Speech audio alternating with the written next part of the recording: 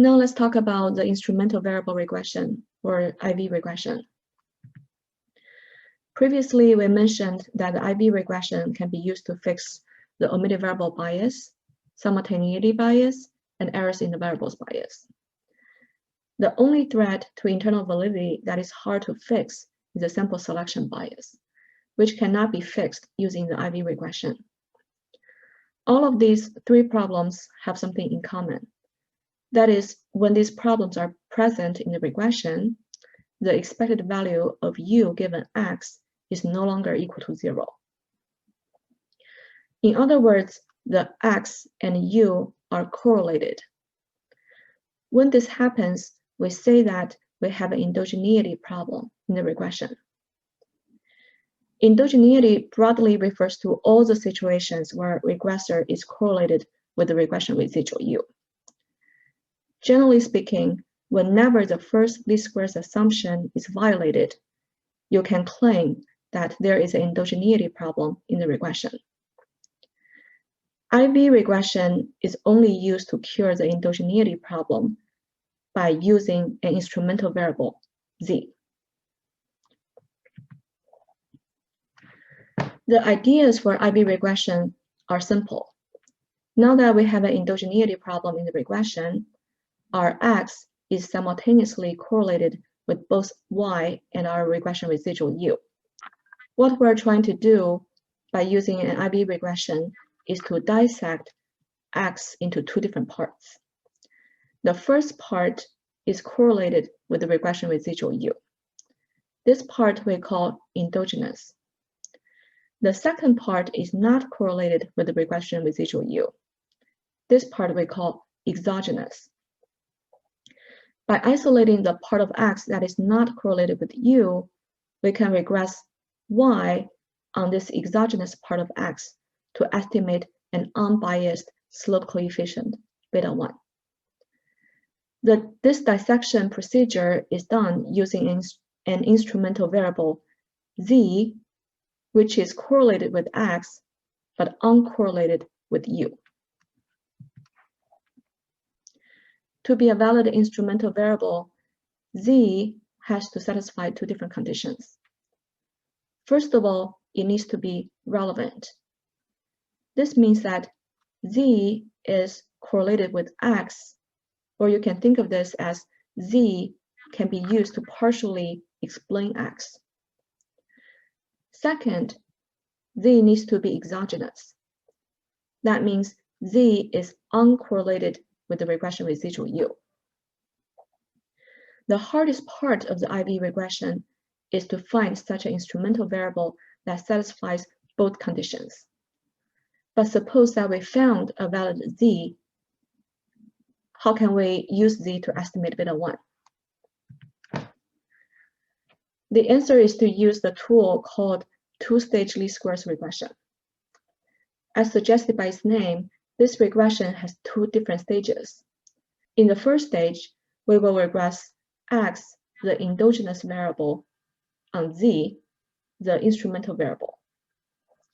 After you estimated the regression, you can plug in the estimated parameters beta 0 and beta 1 back into the regression to compute a value for the predicted x, or x hat. Because z is designed to be correlated with x, but not correlated with u, and therefore x hat, which is equal to pi 0 hat plus pi 1 hat times z, is also going to be uncorrelated with u. In the second stage, we're going to regress y on the predicted x from the first stage. Now, because x hat is no longer correlated with u, the estimated beta 1 in the second stage is unbiased and consistent again.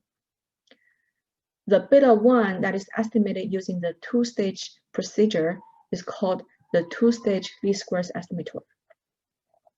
In large samples, the two-stage least squares estimator has very good properties that allows us to draw inferences as usual. In summary, the way to correct for the endogeneity problem that results in the violation of the first least squares assumption is through using a two-stage least squares regression. The first step is to find a valid instrumental variable z that satisfies two conditions. First, z needs to be relevant. That means the correlation between z and x is not equal to 0. Second, z needs to be exogenous. That means the correlation between z and u is equal to 0. Once we found a valid instrumental variable z, we can use the two-stage least squares regression to estimate an unbiased and consistent slope coefficient for us. In the first stage, we regress x on z in order to establish instrument relevance and to tease out the exogenous part of x by computing the predicted x.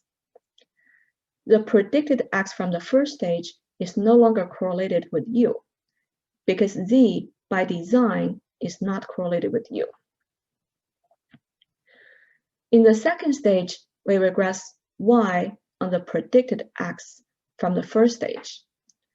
Now that the predicted x is no longer correlated with u, the estimated beta 1 is unbiased and consistent estimator, which we call the two-stage least squares estimator.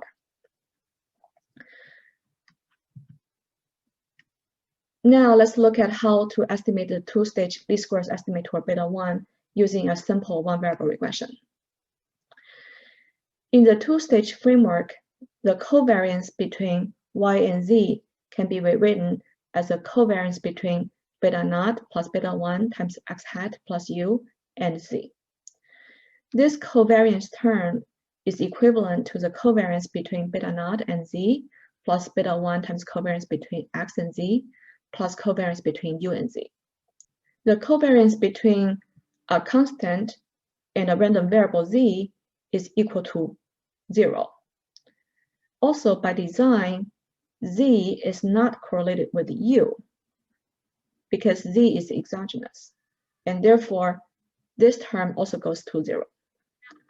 As a result, the covariance between y and z is equal to beta 1 times the covariance between x and z.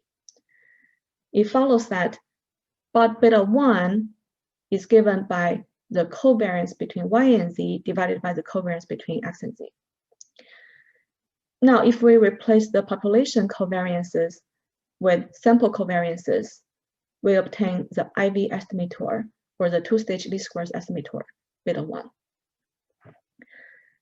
Note that the computation of beta 1 is more complicated if there are more than one regressor in this model. This result only applies to an IV regression with only one regressor. In large samples, the sampling distribution of the two-stage least square estimator is normal. This allows us to draw inferences as usual. You can perform a t-test, f-test, and carve out the 95% confidence intervals for the two-stage least squares estimators. But all of this is conditional on the fact that the instruments we use are valid. If the instruments are not valid, that means that if they don't satisfy both the relevance and exogenous conditions, then the two-stage least squares estimators are biased and inconsistent. Empirically, we can use the IV Reg command in R to estimate two-stage least squares regression in one step, and also use another formula to correct for the standard errors in the second stage, because the predicted x is obtained in the first stage. Now let's pause this video and do in-class exercise number 9. Now let's look at an example. In this example, I try to estimate the price elasticity of demand for smoking cigarette. The outcome variable is a log of quantity for cigarettes. The independent variable is a log of price for cigarettes. Since the price and the quantity are reverse causal, we have a simultaneity problem in this model. If we don't fix the simultaneity problem, the estimated beta 1 is going to be biased. To solve this problem, we need to use the IV regression. The first step is to find a valid instrument that is correlated with the price, but not correlated with you. Say in this case, we found a plausible instrumental variable, sales tax. Sales tax is relevant because the amount of sales tax depends on the price of the cigarettes. Sales tax is also exogenous because sales tax should not be correlated with other factors that are left in the residual that can be used to explain the variation in the quantity for cigarettes. If we do a scatter plot between log of price and the log of quantity, we get a negative relationship between the two. The plot shows that as the log quantity goes up, the log price goes down. The slope of this line measures the elasticity of demand for cigarettes. Since smoking cigarettes is addictive, we expect that the impact on quantity due to the price change should be relatively inelastic. And therefore, the slope of this line should not be very steep. However, this plot shows that the slope of the line is pretty steep. This suggests that the slope of this line might be biased due to some outliers in this plot, such as the points lying on the top. These points suggest that as price go up, the quantity demanded is also going to go up. As a result, the plot cannot tell us much about the elasticity of demand for smoking cigarettes. We need to run regression to find out the answer. To run the two-stage least squares regression in R, we need to acquire the IV package. The syntax is very simple. For the illustrating purposes, I'm running 3 regressions. The first regression is OLS, regressing log of quantity on log real price. The real price is the inflation-adjusted price. In the second regression, I regress the real price on RT_diff, which is the proxy variable for sales tax. This regression is used to establish instrument relevance. Next, I use the IV reg function to run a two-stage least squares regression, regressing log quantity on the log real price and use the sales tax as an instrumental variable for the regression. The vertical line in the IV reg regression is used to specify the first stage and the second stage model. Before the vertical line, you will specify what are the regressors for the second stage model. After the vertical line, you will specify what are the regressors used in the first stage model. Since now we're establishing the two-stage regressions in one step, we have to adjust the standard errors in the second stage by using the IVSC function. Just like the way you used the CSE function before, you will include the IVSC function in the Stargazer function before displaying the regression output. The regression result of the first model shows that the estimated beta 1 is equal to -1.213. This means that increasing the price of the cigarette by 1% will cause the quantity demanded for cigarette to decrease by 1.213%. This shows that the price impact on quantity is pretty large, which contradicts what we expected for cigarettes. Since smoking cigarettes is addictive, the price impact should not be so elastic. In the second regression, we want to see whether sales tax is a relevant instrument to explain the log price. The all-inclusive F statistics is around 40.96, which means that we have strong evidence to reject the null that sales tax is not relevant in explaining log price, and conclude that sales tax is relevant in explaining the log price. The third regression is based on the two-stage least squares regression, using sales tax as the instrumental variable. After using the IV regression, we see that the absolute value for the estimated beta 1 goes down. This means that the price elasticity of demand for smoking cigarettes becomes more inelastic as compared to before. Moreover, the standard error for log price increases by a lot. This is because there used to be a simultaneity problem in the model. After correcting for this problem, the estimated standard error goes up. We can also expand the IV regression with a single endogenous variable X and a single instrument Z to a more general case that incorporates multiple endogenous variable X, multiple exogenous variable W, and a multiple instrumental variable Z. When we expand the IV regression to our more general case, we'll have to deal with the identification problem. Specifically, the identification problem depends on how the number of instruments M is compared to the number of endogenous regressors K.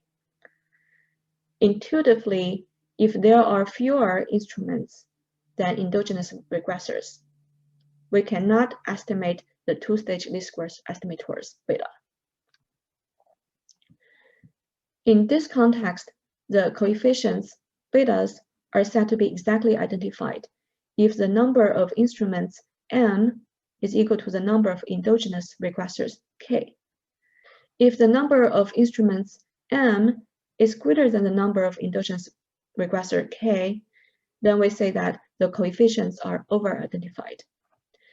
If the number of instruments M is smaller than the number of endogenous regressors K, then we say that the coefficients are under-identified. When the coefficients are under-identified, we need more instruments in order to estimate the values for betas.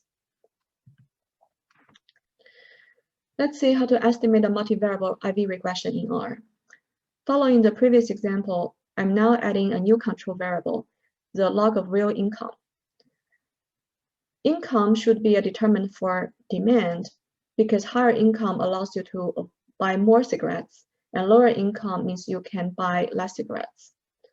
The first regression is OLS, regressing log quantity on log real price and log real income. The second regression is a two-stage least squares regression using sales tax as an instrumental variable. In this case, the log real price is an endogenous variable, log income is exogenous variable, and the sales tax is an instrumental variable.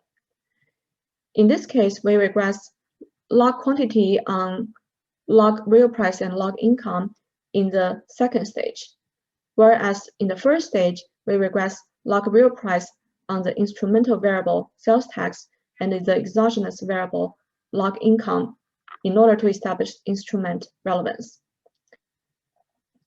The third regression is also a two-stage least squares using sales tax and the exercise tax as the second instrumental variable. In this case, this IV regression is over-identified because in this case, there is one endogenous variable, log real price, but it has two instrumental variables, sales tax and exercise tax. In the first stage, remember to add the exogenous variable, log real income, together with the two instrumental variables. The part that is missing here says theta is equal to sig 1995. Here are the regression outputs. The first model is OLS. The estimate says holding the income per capita constant, increasing the price by 1% will lead to 1.4% decrease in quantity. The second model is the IV regression using sales tax as the instrumental variable. The estimate of the second regression shows that the slope coefficient for log price decreased, but the standard error for the coefficient increased. This result is consistent with our observation before. The third IV regression instruments both sales tax and exercise tax. You see that the coefficient estimates are now different.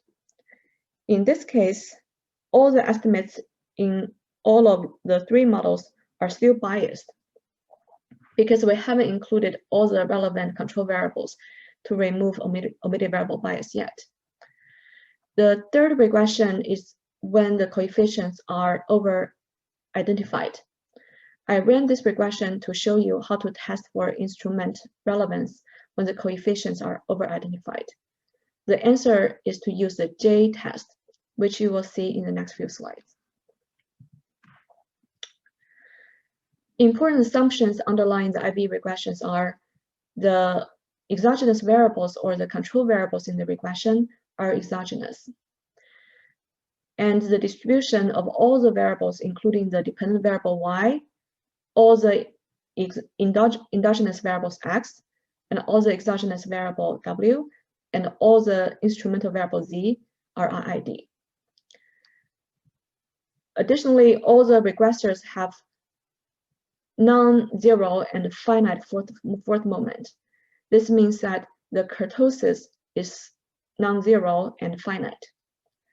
And finally, the instrumental variables are valid. A valid instrumental variable implies that the instrumental variable is both relevant and exogenous. Once these assumptions are satisfied, the two-stage least squares estimator is normally distributed. And you can use the t-test to make inferences as usual. Last, remember that you have to include the exogenous variable or the control variable in the stage 1 regression for Z to be plausibly exogenous. One of the important assumptions for IV regression is that the instrumental variable is valid. To check for the validity of the instrumental variable, we have to verify that the instrument is both relevant and exogenous. To verify that the instrument is relevant, we have to check the magnitude of the coefficients for the instrumental variables pi1 and pi2 in the stage 1 regression. If the estimated pi1 and pi2 are either 0 or very close to 0, then we say the instruments are weak. Weak instruments means that they are not considered relevant to the endogenous variable x. When this condition fails, the sampling distribution of the two-stage least squares estimator is not at all normal, and hence we cannot do inference test on this coefficient. In this case, sales tax and cigarette tax are instruments. Real income is exogenous variable. We want to test that pi1 and pi2 are statistically significant from 0 to help establish that these two instruments are relevant. The way to test for the instrument relevance is by doing an F test for all the regressors in the first stage. The rule of thumb is that if the F statistic is less than 10, then the set of instruments is considered weak. If F is greater than 10, then the set of instruments are strong.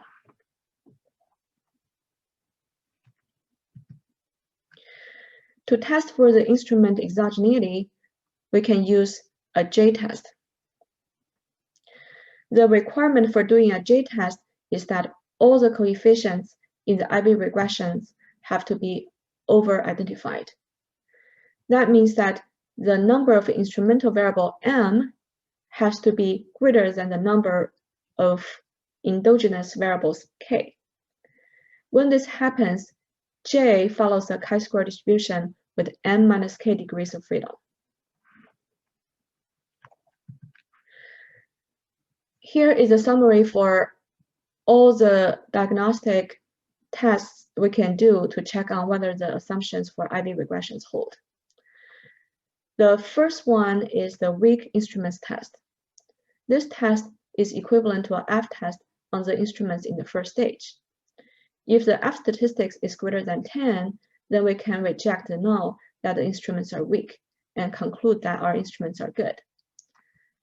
The second one is the Wu-Hausman test. This test helps us detect whether the endogeneity problem is a cause of concern for our regression. The null hypothesis says that the endogeneity is not a problem in the regression.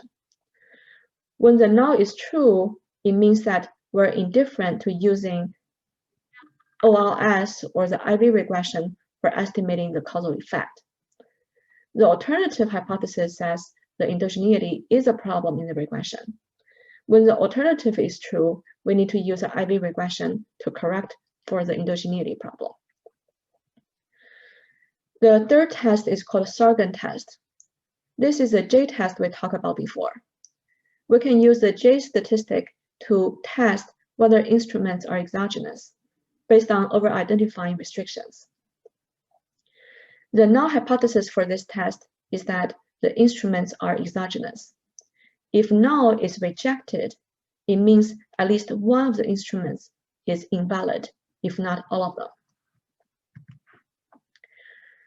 To run these diagnostic tests in R, we only need to run this one line of code in R. All the diagnostic tests are done based on the third regression, which is IV regression with over-identifying restrictions. The result of the weak instrument test shows that the p-value is very, very small, which means that we have strong evidence to reject the null that the instruments are weak. In other words, our instruments in this regression are good. The p-value for the Wu-Hausman test is statistically significant at 10% level. This means that we have some evidence of endogeneity problem in this regression, and we should consider using IV regression to correct for it. The p-value for the Sargan test is very big. This means that we don't have enough evidence to reject the null, and therefore we conclude that our instruments are exogenous. Now let's pause this video and do in-class exercise 10 and 11. Everything we have covered so far depends on the fact that you can find a valid instrumental variable. But where do valid instruments come from, and how do you find them? The first idea is to use your knowledge of economics theory to suggest instruments. And the second idea is to use a top-down approach to think about what are the exogenous variables that can be used to explain the variation in the endogenous variable x. Once you come up with a list of exogenous variables for x, you can pick one that is theoretically uncorrelated with the dependent variable y. Here are two examples that might be fun for you to read on your own. This covered all the content we have planned for this class. You still need to finish the quiz for this module. After that, you need to shift your focus to finish your group project. It's completely up to you whether you want to use the IV regression for your group project. For the most part, I only expect you to remove the extent of omitted variable bias in your paper. Given that, your understanding of the previous modules should suffice for the group project. Let me know if you have any questions.